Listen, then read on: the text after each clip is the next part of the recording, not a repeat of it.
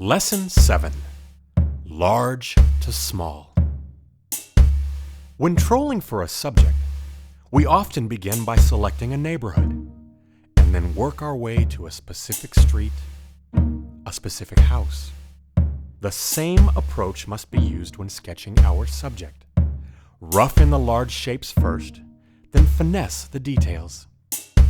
It helps to imagine our subject as a series of connected masses.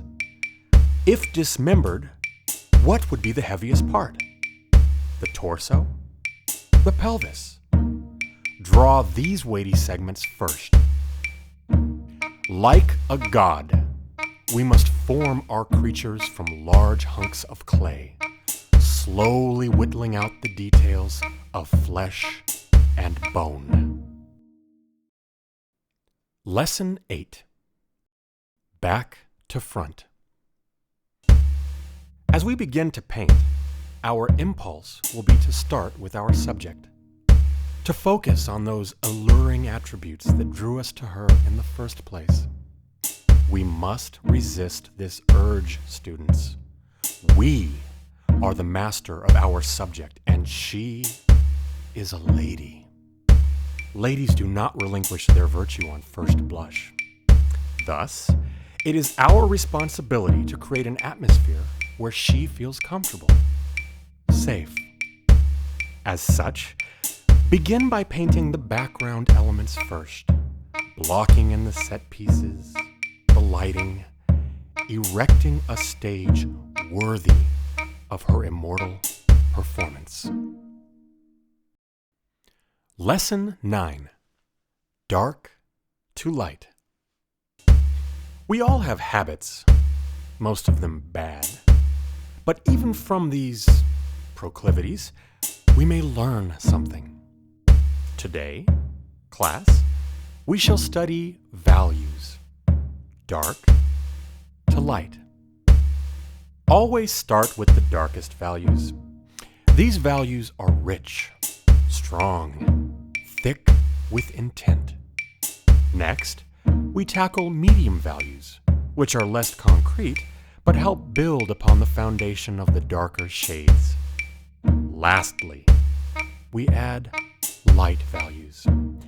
This blankets the intensity of our dark habits with levity, so that strangers feel at ease when approaching our work. Lesson 10. The details.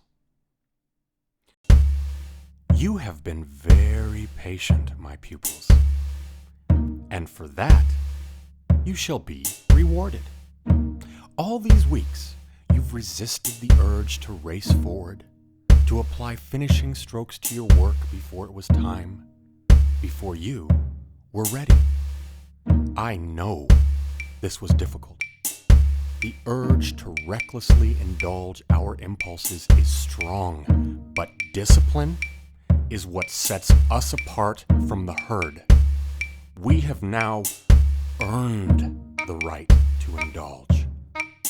So take a moment and relish in those details, those glorious, glorious details. Lesson 11. Highlights. Our eyeballs are wet, palm-sized orbs, held in place by tenuous strands of muscle and tendon. They say, the eyes are the windows to the soul. Windows have reflections. Wet windows produce highlights.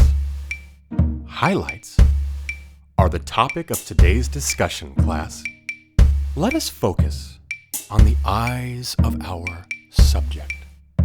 Notice how they seduce. We capture this seduction by highlighting the reflections. The tiniest bit of white blankets the eye in purity, like a wedding dress, suggesting innocence, when we know there is no virgin to be found here. Now scoot home, class, and spruce up. Our next session comes with a critique of your progress.